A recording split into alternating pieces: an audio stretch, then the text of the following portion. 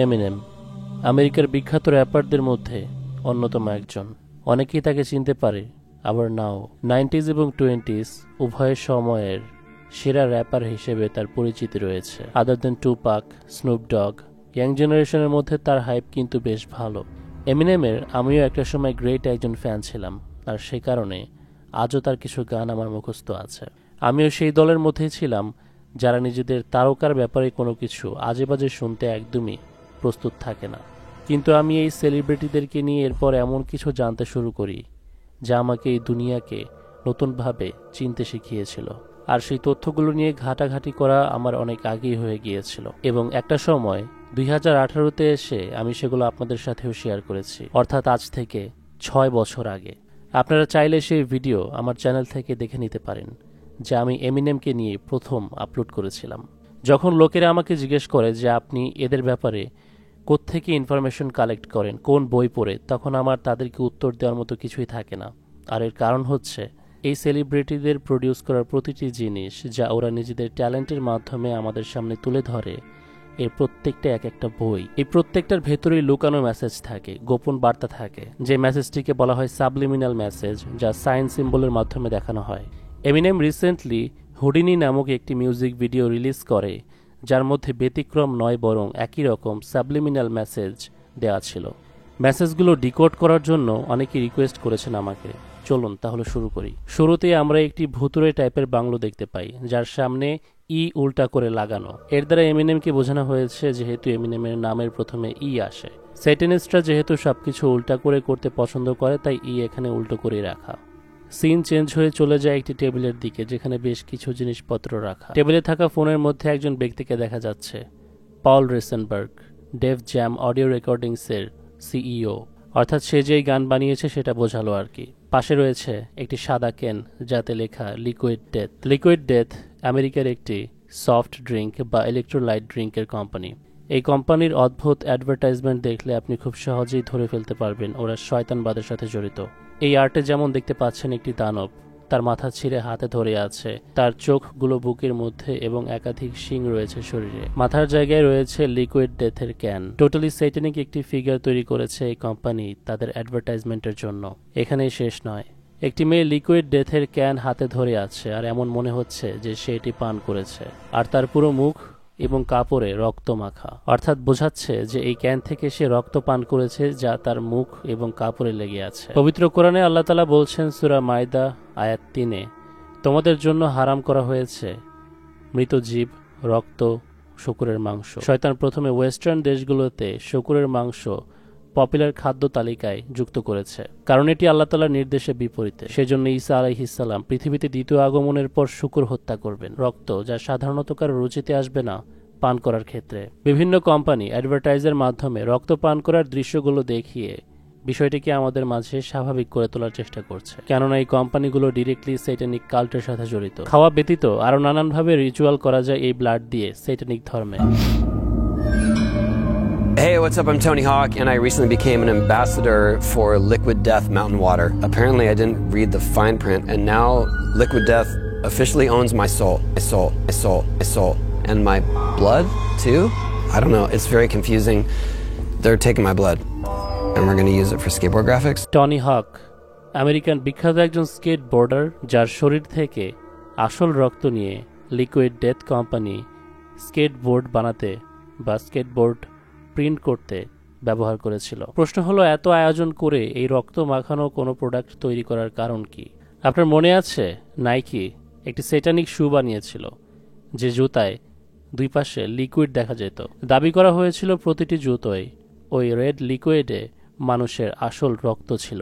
টেবিলে থাকা বাদবাকি জিনিসগুলো সেক্সুয়াল বিষয়ের সাথে রিলেটেড। স্যাটানিজম ধর্মে সেক্সুয়াল হাইপ ক্রিয়েট করারও একটি প্রবণতা দেখা যায়। এরপর বাড়িটির দিকে জুম ইন করে আকাশের দিকে একটি টর্চ মারা হয়, যেই টর্চের আলোতে ই লেখাটি দেখা যাচ্ছে। ব্যাটম্যানের সিনেমা অথবা কার্টুনে এভাবে ব্যাটম্যানের লোগোটি প্রদর্শন করতে দেখা গিয়েছে। এর সাথে এমিনেমের কানেকশন কি তা একটু পরে বলছি। এরপর এমিনেমকে কোনো একটা পোর্টাল থেকে বেরিয়ে আসতে দেখানো হয়েছে এবং নিউজে ব্রেকিং নিউজ হিসেবে চলছে, a portal from 2002 has opened up in the city, অর্থাৎ শহরের মধ্যে একটি পোর্টাল খুলে গেছে, একটি দরজা খুলে গেছে। এই পোর্টাল সম্পর্কে আমি আগেও আপনাদেরকে বলেছি, আপনি মিকি মাউসের কার্টুন দেখবেন অথবা ডক্টর স্ট্রেঞ্জের যেই পোর্টাল থিওরি রয়েছে, এগুলো দিয়ে বোঝানো হয় ভিন্ন একটি জগৎ, ভিন্ন একটি ডাইমেনশনের সাথে সংযোগ তৈরি করা, একটি দরজা খুলে দেয়া। এবং স্যাটানিস্টদের বিলিভ হলো সেই দরজা পেন্টাস্কেলের ওপর রিচুয়াল করে খোলা সম্ভব, যার মাধ্যমে স্পিরিট বা জিনদের জগতের সাথে নিজেকে কানেক্ট করা সম্ভব। এগুলো বারবার করে দেখানোর রিজন হলো এগুলো তাদের জন্য খুবই মজাদার, ইম্পর্ট্যান্ট বা ভালো লাগার বিষয়। তো 2002-এর এমিনেম মডার্ন সিটিতে চলে আসে, যা তখন খুব অ্যাডভান্স হয়ে গিয়েছিল। এমিনেম মডার্ন দুনিয়াতে এসে দেখতে পায় দুনিয়া খুব অ্যাডভান্স হয়ে গেছে। একটি মেয়ে সেলফি স্টিক দিয়ে ছবি উঠাচ্ছে, আরেকদিকে দেখা যাচ্ছে রোবট কুকুরদেরকে নিয়ে ওয়াকিংয়ে বেরিয়েছে। যেখানে মানুষের কুকুরদেরকে নিয়ে ওয়াকিংয়ে বের হতে দেখা যেত একটা সময়, সেই জায়গাটিকে রিপ্লেস করে ফেলেছে রোবটেরা। এখন আর মানুষ ওয়াকিংয়ে বের হয় না, রোবটদেরকেই সেই দায়িত্ব দিয়ে দেওয়া হয়েছে। এরপর দেখতে পাচ্ছি একাধিক মানুষ একই কথা রিপিট করছে, গেস হুজ ব্যাক। সাধারণ মানুষ থেকে শুরু করে র্যাপার, তারপর স্পিরিচুয়াল গুরুরা পর্যন্ত। যেমন এখানে প্রথমে ইহুদিদের রাবাই, এরপর খ্রিস্টানদের পোপকেও দেখানো হয়েছে এটা বলতে, গেস হুজ ব্যাক। মানুষকে যদি শুধু এন্টারটেইন করারই উদ্দেশ্য থাকতো, ধর্মের সাথে কোনো সম্পর্ক না থাকতো, তবে এগুলো দেখানোর মানে কি? রাবাই, পোপ এরা বেশ ইন্টারেস্টের সাথে এমিনেমকে ওয়েলকাম করছে। আর শুধু এমিনেমকেই নয়, এখানে একই সাথে দুইজনকে ওয়েলকাম করা হচ্ছে। প্রথমে এমিনেমের ইয়াং ভার্সন, যার সাথে তার বর্তমান ভার্সনকে দেখানো হয়, এবং ওল্ড ভার্সনকেই বেটার দেখানো হয়েছে, কেননা ওল্ড এমিনেম নন পিজি এবং বেশি অ্যাগ্রেসিভ ছিল। বেশ কিছু মাধ্যমে জানতে পেরেছি, আমার রিসার্চের মাধ্যমে উঠে এসেছে, হয়তো আমরা আবারও নন পিজি এরাই চলে যেতে পারি। নন পিজি অর্থাৎ 18+ কন্টেন্ট খোলাখুলিভাবে দেখানো। ডাব্লিউডাব্লিউ রেসলিং, যেটা একটা সময় নন পিজি ছিল, যেখানে খোলাখুলিভাবে অ্যাডাল্ট কথাবার্তা, অ্যাডাল্ট কাজকারবার দেখানো হতো, 2009-এ খুব সম্ভবত সেটি অ্যাডাল্ট বা পিজিতে কনভার্ট করা হয়েছিল, মানে অ্যাডাল্ট কাজকারবারগুলো বন্ধ করা হয়েছিল। সম্প্রতি নেটফ্লিক্সের সাথে ডাব্লিউডাব্লিউ এর কোলাব হয়েছে, যেখানে নেটফ্লিক্স এই শোটিকে নন পিজি সম্প্রচার করবে, মানে কোনো রকম গালাগালি যুক্ত কথাবার্তা কাটা হবে না। এতে করে বোঝা যায় আমরা হয়তো আবারও নন পিজি এর ফিরে যেতে চলেছি। ইন্ডাস্ট্রিগুলো যেহেতু একে অপরের সাথে কানেক্টেড, এমিনেমের এই গানের মধ্যে একই ইঙ্গিত পাওয়া যায়। আচ্ছা, গেস হুজ ব্যাক এই কথা বলে দ্বিতীয় যাকে বোঝানো হয়েছে, পরের সিনে একজন মহিলার বেবি ডেলিভারি দেখানো হয়েছে। ডেলিভার শেষে দেখানো হয় শিশুটির বিকট এক চেহারা, যা দেখে শিশুটির মা ভয়ে চিৎকার করতে থাকে। শিশুটির জিভ সাপের জিভের মতো, এবং এই সাপের সিম্বলিজম বাইবেল অনুযায়ী শয়তানকে ইন্ডিকেট করে। এর মানে এমিনেমের সাথে ইবলিস বা শয়তানও পুনরায় ফিরে এসেছে। এদের সাথে যে শয়তান থাকে, ডেভিল চলাফেরা করে, এটি তার আরেকটি প্রমাণ। শুরুতে আমি বলেছিলাম এই গানগুলো এক একটা বই, যা পড়তে পারলে অনেক কিছুই বোঝা যায়। গানের লিরিক্স পড়লেই বোঝা যায়, little baby devil with the fork tongue. Forked অর্থ কি? মাঝখান থেকে ডিভাইডেড বা চেরা। শয়তান বাচ্চা যার জিভ চেরা, এটা বোঝানো হয়েছে আর কি।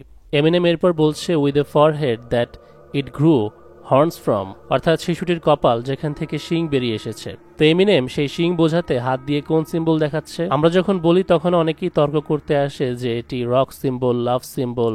যেমন শিরোনামহীনের জিয়া সাফাই দিতে গিয়ে বলেছিল যে তারা এই সেটানিজমের সঙ্গে জড়িত নয়, সেটানিজম প্রচার করে না। কারণ আমি বলেছিলাম ওরাই সবচেয়ে বেশি এই ডেভিল হর্ন বাংলাদেশে প্রচার করেছে। তো এখন দেখুন এমিনেম নিজেই হাত দিয়ে দেখাচ্ছে এটি হলো ডেভিল হর্ন, শয়তানের শিং।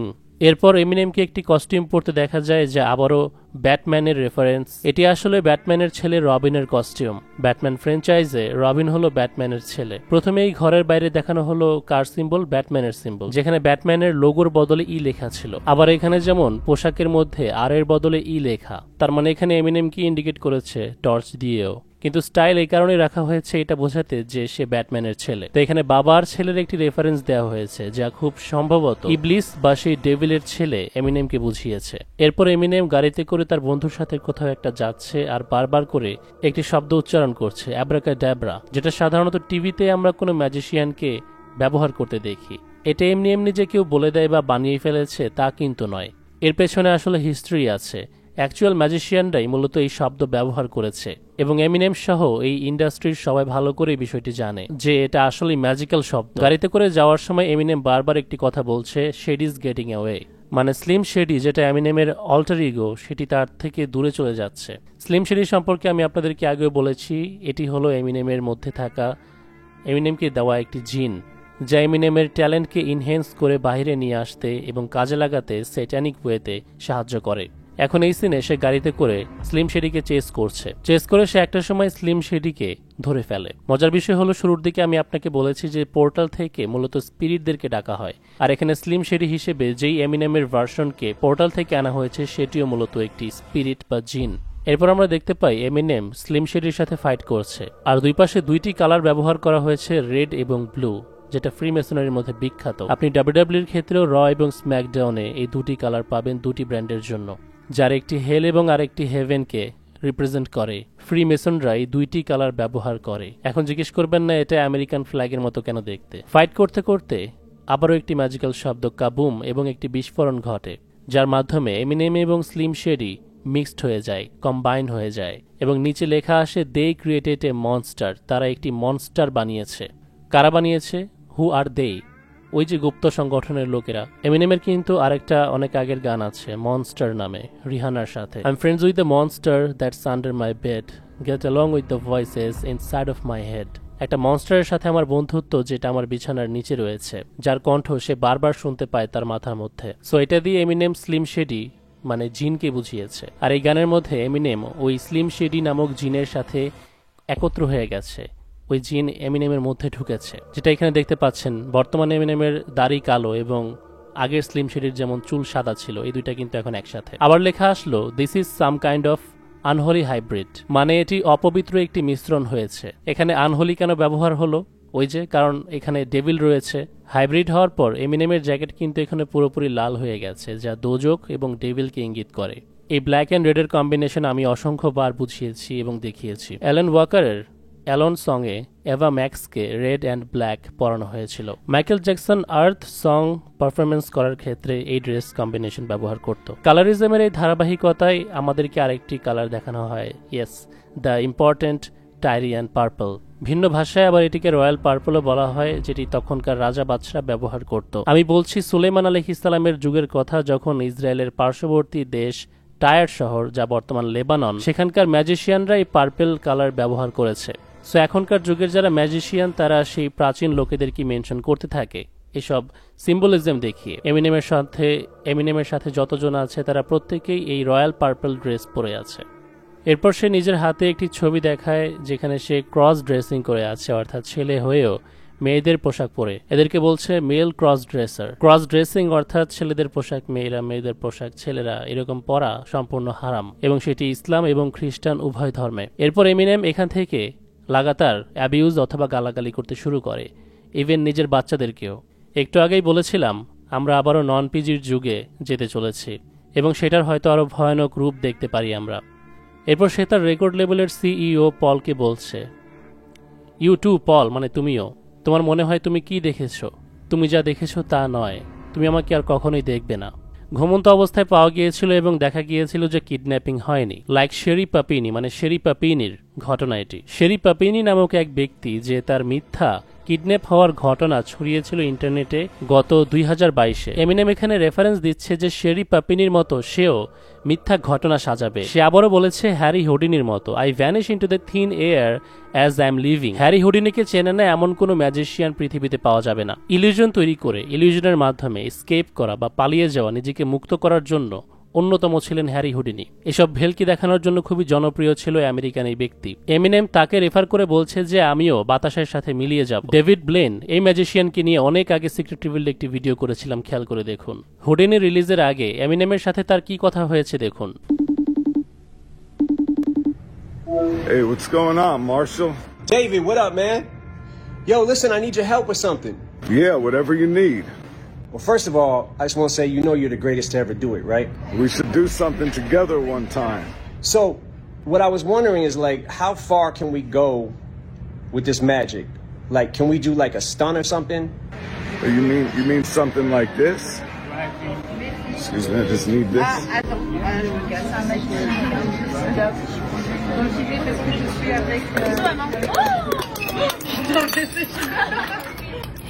Well, for my last trick, I'm gonna make my career disappear. Wait, what? Eminem এখানে ডেভিড ব্লেনকে জিজ্ঞেস করছে যে আমরা এই ম্যাজিকের সাহায্যে কত দূর পর্যন্ত যেতে পারি। ডেভিড তারপর এমিনেমকে একটি ট্রিক দেখালো কাচের গ্লাস চিবিয়ে খেয়ে। এমিনেম তারপর বলছে শেষ ম্যাজিক ট্রিক হিসেবে আমি আমার কেরিয়ার ডিসঅ্যাপিয়ার করে ফেলবো। অর্থাৎ এমিনেম হয়তো খুব দ্রুত তার ফেক মৃত্যুর খবর মিডিয়াতে ছড়াতে পারে। সেজন্যই সে ম্যাজিশিয়ান বিশেষ করে হুডিনির রেফারেন্স দিয়েছে এবং তার গানের টাইটেলেও হুডিনি নাম রেখেছে। হুডিনি ম্যাজিক করতে গিয়ে যখন মারা গিয়েছিল তখন তার বয়স ছিল 52 বছর এবং এই মুহূর্তে এমিনেমের বয়স চলছে 51 বছর, অর্থাৎ আর 1 বছর পর হয়তো সে নিজেকে গায়েব করে ফেলতে পারে সারা বিশ্বের কাছ থেকে। এবং সে কারণে সে হ্যারি হুডিনিকে বারবার করে রেফারেন্স হিসেবে তুলে ধরেছে। যেই শাস্তিটি শয়তানের প্রলোভনের কারণে আমরা পৃথিবীতে পাচ্ছি বা পেতে চলেছি, যেমন আমাদের মৃত্যু, সেই বিষয়টি নিয়ে শয়তান আমাদেরকে দিয়েই হাসি তামাশা করাচ্ছে। এ জীবনে পরীক্ষা শেষ হওয়ার পর, মৃত্যুর স্বাদ হওয়ার পর আল্লাহ তাআলার কাছে আমরা পৌঁছাবো। কিন্তু শয়তান এই নকল মৃত্যুগুলোকে সাজিয়ে এক ধরনের উপহাস করে চলেছে সৃষ্টিকর্তার এই নিয়মগুলিকে নিয়ে। আমরা চাই বা না চাই এই প্রোটোকলের মধ্য দিয়ে আমাদের সবাইকে যেতে হবে, কিন্তু জাস্ট অ্যাটেনশন পাওয়ার জন্য মানুষের সামনে এটি নিয়ে তামাশা করা কোনো দিক থেকেই হোলি কোনো ব্যাপার স্যাপার না, বরং আনহোলি। আজকের এই ভিডিওটি ভালো লাগলে অবশ্যই লাইক করতে ভুলবেন না এবং সাবস্ক্রাইব করার পর বেল আইকনটি প্রেস করে রাখবেন, না হলে নোটিফিকেশন পাবেন না আমি ভিডিও আপলোড করলে। সিক্রেটরি ওয়ার্ল্ডের অফিসিয়াল মার্চেন্ডাইজ কিনতে ফেসবুকে SR ফ্যাশন ওয়্যার নামক পেজে চলে যান। সেখানে গিয়ে নক করলেই আমাদের প্রোডাক্ট খুব সহজেই কিনতে পারবেন।